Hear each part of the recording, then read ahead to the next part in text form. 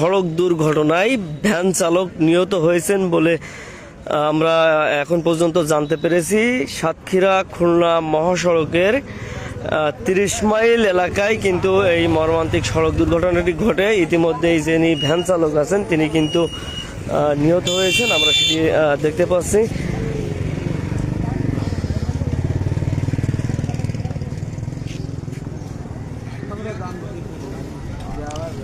হলো ভ্যান চালক মাথা দেখুন। আর আমি যদি আপনাদেরকে একটু দেখাই যে এই হলো সেই ভ্যান,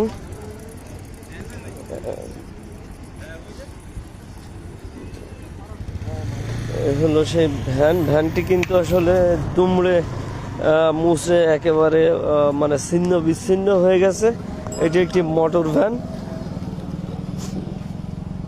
তুলছিল নাকি এই ভ্যানে? কি তুলছিল? কুড়ো, এই কুড়ো বোঝাই এই ভ্যান। এই ভ্যানে কিন্তু এই কুড়ো ছিল এবং সেই কুড়ো বোঝাই যে ভ্যান, সেই ভ্যান কিন্তু এখানে ছিন্ন বিচ্ছিন্ন হয়ে গেছে।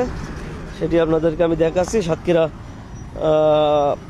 সাতক্ষীরার তালা উপজেলার 30 মাইল নামক স্থান থেকে সাতক্ষীরা খুলনা মহাসড়কে এই হলো সেই ভ্যান। আপনারা কে কোথা থেকে দেখছেন আপনারা একটু জানাবেন। আমি যদি ভাইয়ের সাথে, ভাই ভ্যান চালকের নাম পরিচয় পাওয়া গেছে? তালতলায় বাড়ি, এই তালতলায়।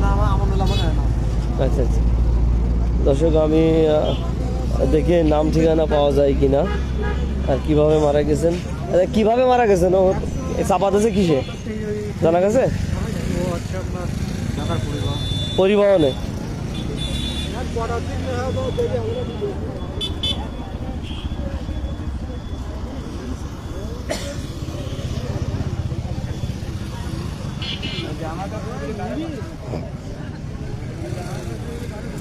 নাম ঠিকানা পাইছো?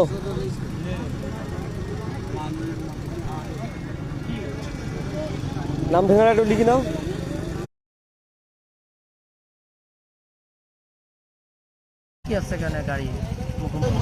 কয়টার দিকে ঘটছে? 12টার সময়। 12টা। গাড়ি আটকানো করেছে, ড্রাইভার আটকানো করেছে।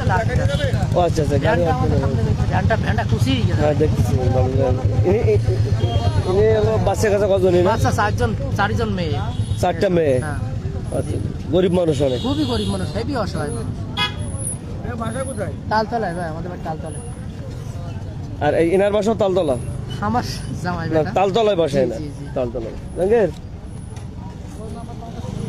তালতলা বাসা। তালতলা, হ্যাঁ তালতলা শ্বশুর বাড়ি। আর বাড়ি রসুলপুর, অরিজিনাল বাড়ি রসুলপুর। অরিজিনাল বাড়ি রসুলপুর, তালতলা শ্বশুর। তাহলে রসুলপুর লেখো।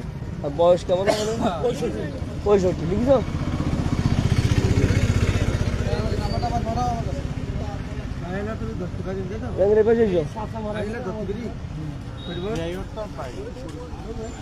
গাড়ি কোথায় দেখা যায় ভাই? ভাই